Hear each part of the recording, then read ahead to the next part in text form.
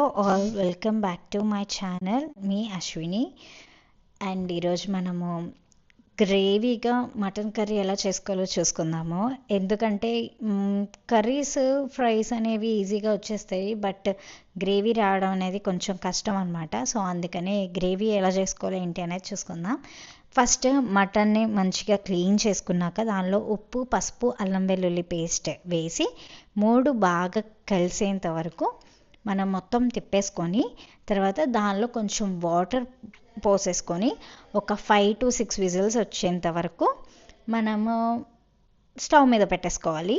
Next ఒక బాణీ తీసుకొని దానిలో ఆయిల్ వేసుకొని ఒక 4 పెద్ద పెద్ద ఆనియన్స్ని కట్ చేసుకొని, అలాగే ఒక 3 చిన్న పచ్చిమిర్చి కూడా కట్ చేసుకొని ఉంచుకోవాలి.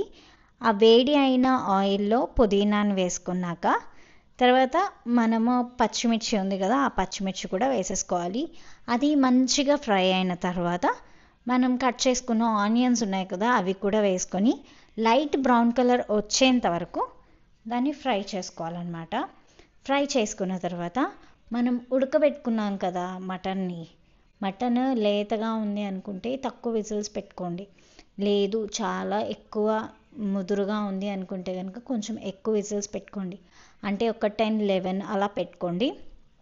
తర్వాత ఈ ఆనియన్స్ అవన్నీ ఫ్రై అయిన తర్వాత మనం ఉడకబెట్టుకున్న మటన్ ఉంటుంది కదా, దాన్ని కూడా కొంచెం కొంచెంగా దీనిలో వేసేసుకోవాలి.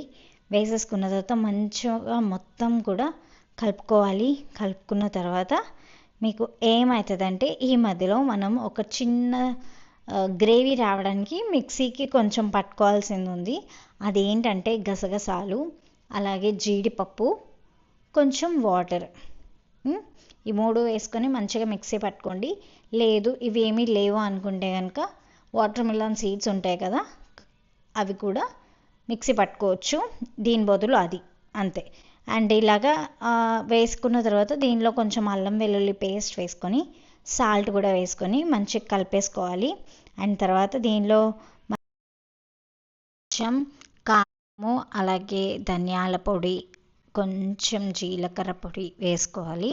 వేసుకొని మంచిగా తిప్పుకున్న తర్వాత దీనిలో కొంచెం మనకి ఎంత వాటర్ అయితే కావాలి అనుకున్నామో, మనకి గుజ్జుకి ఎంత వాటర్ కావాలో ఆ వాటర్ని పోసుకోండి. కొంచెం ఎక్కువే పోసుకోండి, ఎందుకంటే పీసెస్ కూడా ఉప్పు కారం అదంతా పడతాయి కాబట్టి. సో కొంచెం ఎక్కువ వేసుకోండి. అండ్ వేసుకున్న తర్వాత మొత్తం కలుపుకున్న తర్వాత ఓకే పీస్ అంతా ఉడికిపోయింది అని అనుకున్న తర్వాత మనం మిక్సీ పట్టుకున్నాం కదా, ఆ పేస్ట్ని కూడా దీనిలో వేసేసుకోవాలన్నమాట. చాలా సింపుల్, తొందరగానే అయిపోతుంది. మటన్ ఉడికిందంటే కనుక చాలా ఈజీ ప్రొసీజర్. అదే మటన్ ఉడకడానికి అయ్యేంత టైమే కొంచెం ఎక్కువ టైం పడుతుంది. సో ఒకసారి ట్రై చేయండి. అలాగే ఎలా వచ్చిందో కామెంట్ సెక్షన్లో టైప్ చేయండి. ఇప్పటివరకు మీరు నా ఛానల్ని సబ్స్క్రైబ్ చేసుకోకపోతే సబ్స్క్రైబ్ కూడా చేసుకోండి. Thank you.